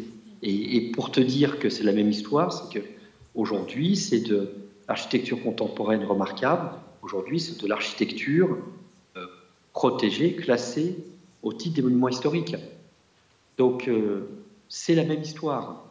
Et ont été tentées des mises en œuvre sur ces cases CIM qui, pour beaucoup d'entre elles, ont résisté au cyclone, Voilà, donc c'est aussi un capital de savoir-faire. Donc c'est une seule histoire d'architecture. Chacun avec notre regard, mais pour le même objectif, la ville résiliente et, si je me permets de reprendre leur titre, heureuse. Merci. En tout cas, très intéressant ce lien entre justement l'informel et le patrimonial. Il nous reste une petite demi-heure pour justement, donc j'ouvre le champ des questions. Vous avez juste à lever un bras, on vous tend un micro. Essayez d'être très concis pour que nos amis puissent vous répondre le plus efficacement possible. Je suis peut-être commencer, je vais peut-être moi demander à l'architecte conseil de l'État, Philippe Chamblas, qui est dans la salle, si on peut lui passer un micro pour qu'il puisse justement déjà témoigner, parce que là, je pense qu'il a une grosse mission sur le... Philippe Chamblas. Oui, bonjour. Donc moi j'ai eu de la chance, j'ai pris le dernier avion avant le cyclone. Et je ne suis pas retourné à Mayotte. Je suis avec attention ce qui se passe, notamment le très beau boulot que fait Dominique Tessier avec le CAUE. Effectivement, ce qu'on se rend compte aujourd'hui, c'est qu'il y a beaucoup de bonne volonté, il y a plein d'initiatives, mais les moyens, on commence à attendre un peu les moyens qui n'arrivent pas nécessairement. Et il y a vraiment un sujet d'organisation. En fait, ce que je crains, mais ça a été évoqué, c'est que sous prétexte d'urgence, on oublie le projet, je dirais le projet de territoire. Et j'espère que nous, en tant qu'architecte conseil de l'État, on sera amenés à participer à la reconstruction de Mayotte au sein de l'établissement, au sein de la direction d'Outre-mer. Je pense que dans la mesure où on veut mettre en place des nouveaux outils qui sont un peu plus rapides, peut-être qui laissent un peu moins de temps à la réflexion, je pense, comme vous l'avez dit, sur les permis qui sont avec des délais d'instruction très courts, avec des procédures d'appel d'offres aussi qui sont simplifiées. Je pense que ça nécessite, je dirais, en contrepartie, du conseil qui est là pour bien vérifier que les choses se passent quand même pas dans la précipitation et qu'il y ait une vraie réflexion. Voilà, donc je suis... Tu veux que je te passe la parole ? Donc je vais passer... Alors, les architectes conseils de l'État, on a été présents aussi pour le cyclone Irma. Et donc je suis avec Lionel Orsi, qui est second directeur là, du bureau des architectes, et qui était présent et qui est toujours présent, et auquel je passe la parole. Bonjour, merci. Je salue évidemment cette table ronde. Donc Lionel Orsi, je suis architecte conseil de l'État Saint-Martin, Guadeloupe, Saint-Barth. Et en même temps, donc effectivement, premier directeur du corps des architectes conseils de l'État. Je voudrais... donc on a nos ministres de tutelle, peut-être que vous ne savez pas ce que sont les architectes conseils de l'État, parce que nous sommes vous savez tous. Si, on sait. Vous savez tous, donc je ne les présente pas. On sait à quel point vous êtes important. On est important, enfin c'est sur cet ancrage territorial qui est extrêmement fort, parce qu'on reste quand même longtemps, 8 ans sur les territoires. Moi, je suis arrivé en janvier 2018 à Saint-Martin. Enfin, quand je revois les images, c'est ce que vous décrivez, Nicolas, sur la question de... C'est pas descriptible. Enfin, moi, ça m'a renvoyé dans cet état dans lequel se trouvait le territoire de Saint-Martin après Irma. Et je crois que enfin, l'action qu'on est en train de mener... avec nos ministères de tutelle, que sont le ministère de la Transition écologique, le ministère de la Culture, on a aussi le ministère des Armées. Et là, on s'est rapproché en fait du ministère de l'Outre-mer. On a eu un rendez-vous dernièrement avec le général Facon et monsieur Jacob. Donc, et la semaine prochaine, on doit voir le cabinet de monsieur Valls aussi, pour justement, dans la même la même direction, que celle que vous avez développée lors de vos présentations, c'est d'aider en fait l'État à mettre en place une démarche de projet, en fait, de le conseiller pour que cette organisation dont vous parliez tout à l'heure soit que l'architecture, le projet d'architecture, la reformulation des questions et les objectifs donc, qui sont donnés sur cette refondation et peut-être métamorphose aussi de l'île soient donc accompagnés par des professionnels de la démarche de projet. Et ça, bon, c'est extrêmement important. Et moi, ce que je pourrais simplement témoigner sur deux échelles, le court et le long terme. Parce qu'il se trouve que le post-Irma, je le tiens encore. Là, enfin, je suis toujours architecte conseil de l'État en Guadeloupe et sur Saint-Martin. Et c'est vrai que quand vous faisiez remarquer, ça ne sera pas reconstruit. On n'aura pas résolu les problèmes en une année, ni même en 2, et je peux vous dire qu'en 7. Donc on ne les a pas encore tous résolus. Mais par contre, il y a une chose qui est importante, et là je parle de l'architecture, et de la présence des architectes, et de tout le travail qui est fait, notamment avec des architectes, avec l'ordre, des architectes en présence sur le site, sur l'île, c'est que on arrive à faire que toutes ces questions liées au risque, qui sont par exemple la mise en sécurité, on met toujours en sécurité des bâtiments à Saint-Martin, mais c'est toujours de prendre le prétexte c'est pas qu'un prétexte, c'est une base, c'est-à-dire que la mise en sécurité de Marigot, de la ville de Saint-Martin, le centre-bourg, pose une question d'architecture et d'aménagement. C'est-à-dire que nous, on mobilise ensuite des acteurs, que sont l'EPF par exemple, les établissements fonciers publics, et pour poser les questions à travers cette ligne de mise en sécurité, c'est-à-dire ce bâtiment, doit-on le mettre par terre ou doit-on le garder?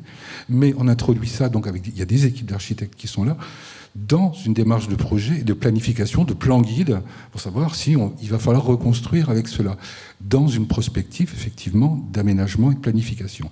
La deuxième chose que je voudrais dire, j'en ai deux, c'est sur la gestion des risques, et qui est qu'on le sait, et c'est très différent de ce qui se passe dans l'Hexagone, c'est qu'on est là-bas pour... les plans, les planifications sur les risques, c'est pour sauver des vies, avant tout. On sauve des vies. C'est pas, on n'est pas sur simplement de sauver des bâtiments, du matériel. Je finirai sur une chose qui moi, j'ai beaucoup appris parce que je suis métropolitain, mais quand on arrive effectivement sur un territoire ultramarin, moi, j'ai eu un anthropologue qui s'appelle Raymond Otto. Quand je suis arrivé, il m'a dit la culture, c'était la culture créole, donc c'est la culture créole, n'est pas dans la prévention, mais dans la réparation. Et ça, tu changeras jamais ça. Et c'est quelque chose. Et c'est oui, c'est donc un créole, un Guadeloupéen qui me l'a dit. Et c'est vrai que c'est quelque chose qu'on a du mal, que moi, en tant qu'architecte métropolitain, j'ai eu du mal à comprendre, effectivement. Donc, il faut travailler avec les personnes qui sont sur place. Très bien. Merci pour ce parallèle. Je vous en prie. Oui, je veux bien juste réagir. Donc, merci beaucoup. Des questions, s'il vous plaît, oui. courtes. En fait, c'est pas vraiment une question. C'est surtout pour, à un moment donné, faire état de... on découvre Mayotte. Et Mayotte, au monde, existe désormais, alors qu'avant, ce n'était pas le cas. Juste un petit parallèle, peut-être, par rapport à ce que Pierre-Antoine Gattier a évoqué, avec le travail produit par Attila dans les années 80, mais qui concernait surtout la mise en place d'un écosystème avec des ouvriers, avec des entreprises, avec des maîtres d'œuvre, et que c'est ça, effectivement, qui a permis aujourd'hui, d'ailleurs, quand vous discutez avec des Mahorais, de dire Mayotte est aussi un territoire pionnier. Oui. Et on pourrait imaginer qu'on a beaucoup fantasmé, par exemple, sur le Vorarlberg avec cet écosystème, vous voyez, qui est relié. Mayotte a aussi produit, d'une certaine manière, de façon très exemplaire, et la production est encore existante aujourd'hui, peut-être sur ce même registre-là, sauf que, pour le moment, Mayotte n'existait pas. Et peut-être que ça, c'est intéressant dans cette idée de retrouver une dimension pionnière dans le cadre de tout ce qui va se mettre en place, à l'avenir sur Mayotte. Merci pour cette intervention. Est-ce que je peux... Vas-y. En fait, sur l'expérience d'Attila Chessial et de Liétard qu'on apprécie et qu'on admire des années 80, c'est pas grâce aux architectes que ça a été fait, c'est grâce aux maîtres d'ouvrage publics qui a permis que des architectes de talent s'en emparent. Et ça, en fait, il faut toujours rappeler que nous sommes un métier de commande. Donc en fait, l'enjeu, c'est pas savoir est-ce qu'il y a des bons ou des moins bons architectes, ou est-ce qu'il y a le nouveau Attila Chessial qui est dans cette salle. Peut-être c'est un jeune étudiant de Cyril qui sera, une étudiante même, qui est peut-être là en visio, chez Tandem en ce moment, avec nous. Mais c'est peut-être elle, la future Attila Chessial. Je sais pas si tu prendras la comparaison avec humour. Mais en tout cas, la maîtrise d'ouvrage public est centrale. Et donc là, c'est un enjeu vraiment de savoir est-ce qu'on veut ou pas qu'une nouvelle CIM existe, et qu'un office public de construction ou de réparation, ce serait génial de faire un office public de réparation. Voilà, on dirait, enfin, on met la réparation au cœur, et c'est pas un office HLM de plus, etc.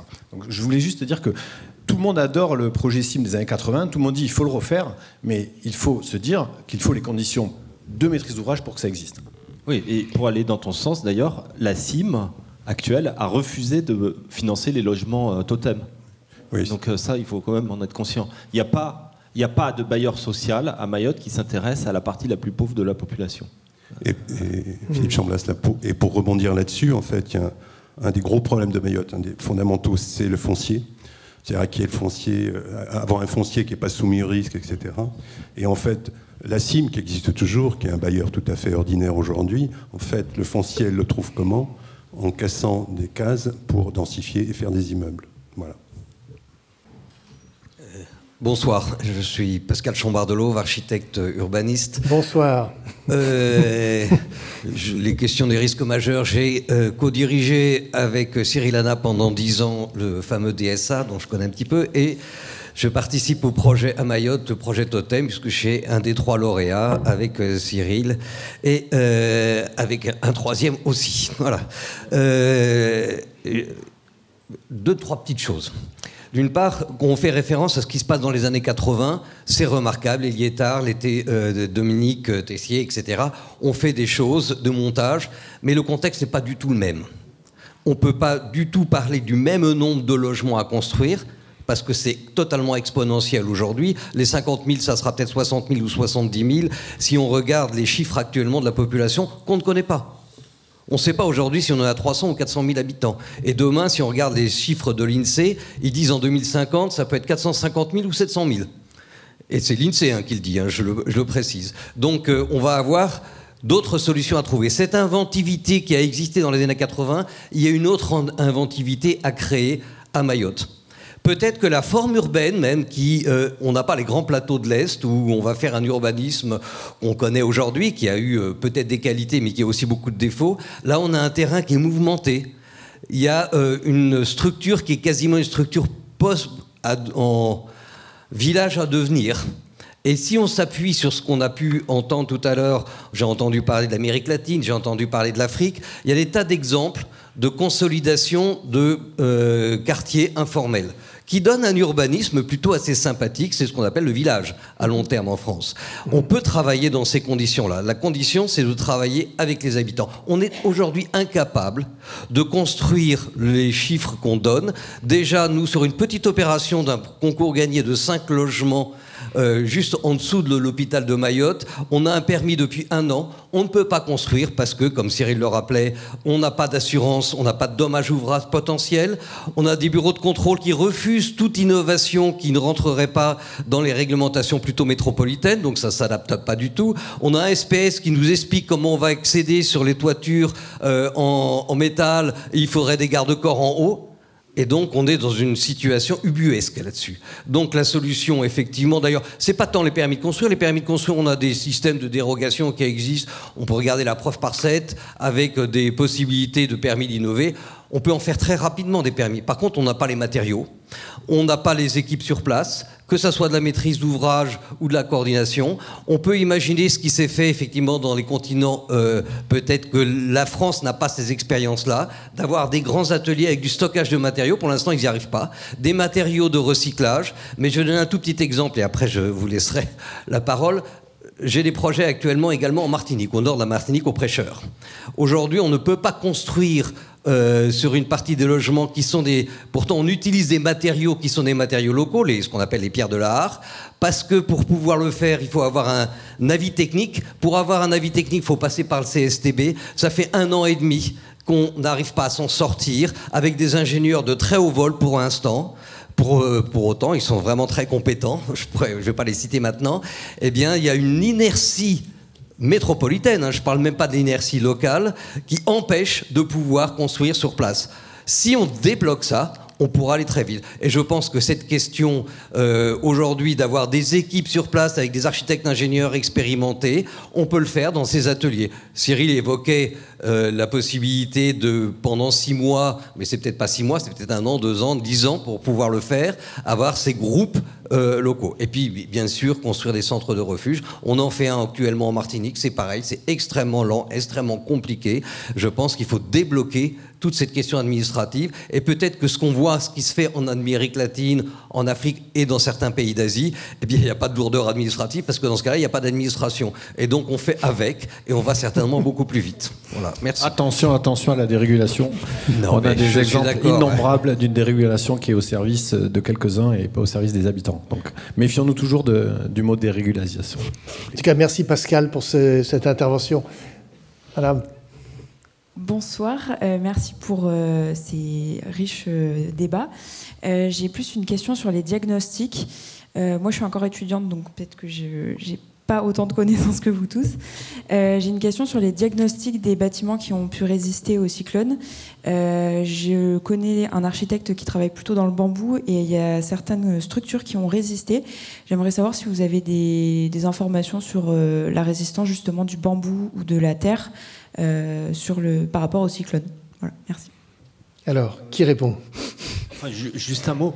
En fait, ce qu'on a observé, mais tu l'as dit aussi, Nicolas, en fait, à Mayotte, là, vous avez 2 fois... Vous voyez un rang de bâtiments, des logements produits il y a moins de 10 ans. Oh, vous dites, génial, ceux-là, ils ont résisté, c'est incroyable. Vraiment, chapeau, toute l'équipe, là. Puis vous passez derrière, et puis les mêmes maisons derrière, un rang plus haut, toutes les toitures sont parties. Et ce qu'on a pu voir, c'est que, tu l'as dit tout à l'heure, Nicolas, il y a l'école qu'on a, je montrais là, les attaches. Je ne sais pas si vous les avez distinguées sur les photos. C'est les attaches, c'est ce qu'on doit faire, la règle paracyclonique. Elles n'ont pas tenu.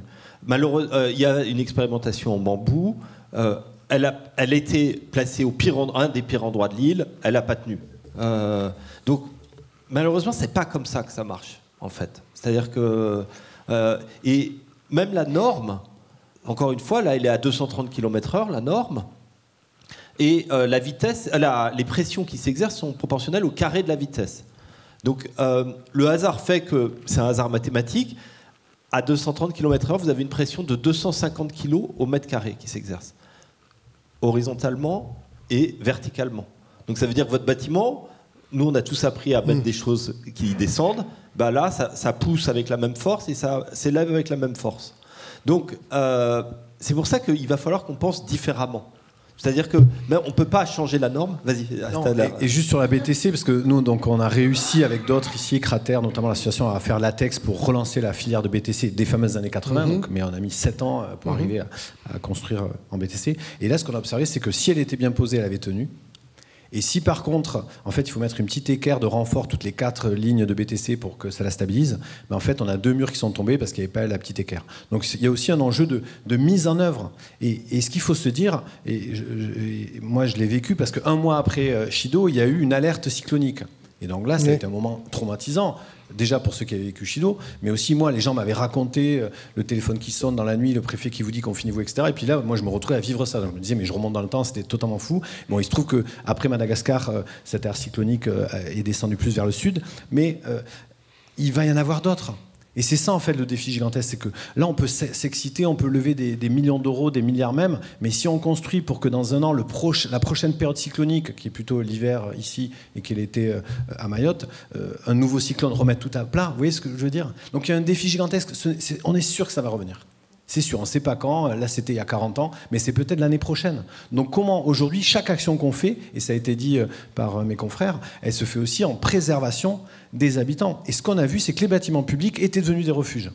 Nous, c'est incroyable. Nos bâtiments, même nos chantiers en cours, ont été des refuges pour les habitants qui sont venus s'y réfugier. Et donc, il faudrait peut-être considérer que les équipements publics, les bâtiments publics, intègrent ça. Et que donc les programmes en cours, moi je suis prêt à changer notre projet de chantier pour dire en fait notre très grand lycée, c'est peut-être un refuge pour 2000 personnes, parce qu'il peut les accueillir. Vous voyez ce que je veux dire ? Plutôt que d'accueillir des gens parce qu'ils n'ont pas le choix, que ces gens-là détruisent les écoles, qu'ensuite il faille réparer. Donc en fait, ça nous demande vraiment à changer nos façons de faire, et on a beaucoup à apprendre de ça. Il y a un rapport parlementaire qui avait été fait quelques mois avant le cyclone, qui était sorti en juin 2024. Voilà. Et il y a 30 000 places d'abri sur tout Mayotte pour 300 000 habitants. Donc voilà. Donc c'est pas à l'échelle. Pascal, à la Martinique, quand on fait un équipement public, on intègre dès la conception le fait que c'est un abri. C'est pas le cas à Mayotte. Et c'est vrai que ça coûte. Puisqu'on a des architectes conseils, c'est des choses qu'on peut quand même intégrer. Bonjour. Moi, je vais poser une question. Je vais essayer d'être assez court. Je pense qu'il y a un sujet qui n'a pas été évoqué. C'est qu'on est sur une île, pas sur un continent. Donc, on a des limites naturelles, que ce soit sur toutes les ressources, mais pas que les ressources de matériaux. Je pense à l'eau, où Mayotte est quand même un département où il n'y a jamais l'eau courante, toute l'année. Et où la population ne cesse d'augmenter. Et ça, je pense que ce ne sont pas le fait de construire qui résoudra ces problèmes, et que ces problèmes-là viennent d'un problème géopolitique plus global sur la gestion qu'on a de cette île, et qui ne peut pas être gérée comme un continent, ni planifiée comme un continent, ni construit comme un continent. Et encore moins avec cette position franco-européenne d'un territoire au sein de l'océan Indien, où on ramène la plupart des ressources depuis l'Europe dans un port qui est en eau profonde depuis 20 ans, 30 ans. Et tout ça, ça amène des choses où je pense qu'aujourd'hui, aucune des solutions, enfin, nous, architectes, on trouvera les solutions, mais que c'est pas nos solutions qui résoudront le problème de Mayotte, mais que ça reste bel et bien un problème géopolitique. Et tant que ce problème ne sera pas résolu, on ne résoudra rien.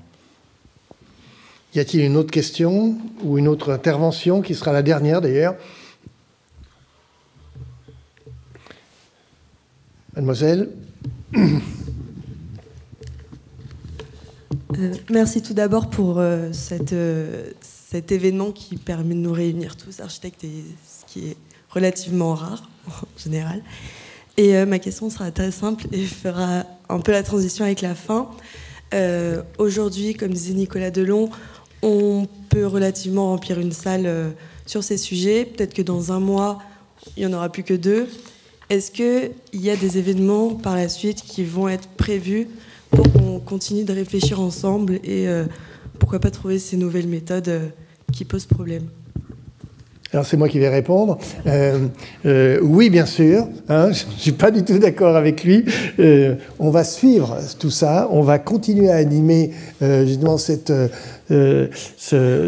débat qui ne fait qu'être ouvert ce soir. Hein. On ne va pas clore le sujet. Je parlais de l'Europan. Vous allez voir que là, justement, je vous invite à revenir le 13 mars, ici même, sur cette estrade où justement les gens de Mayotte vont venir expliquer le site de Dembéni, par exemple. Voilà déjà un premier relais. Et vous allez avoir tout le temps jusqu'à ce fameux colloque qu'on va faire à la fin de l'année, justement sur la question des risques. Et le pavillon français de Venise, sur une idée de Jacob McFarlane avec Duplantier et Éric Daniel Lacombe, justement aussi évoque cette question. Enfin, quand je dis qu'évoque, il va y avoir des projets présentés, j'allais dire, à l'échelle même de la planète. Donc, intéressant à suivre, avec des écoles d'architecture de SciArc à Los Angeles jusqu'à Kharkiv en Ukraine.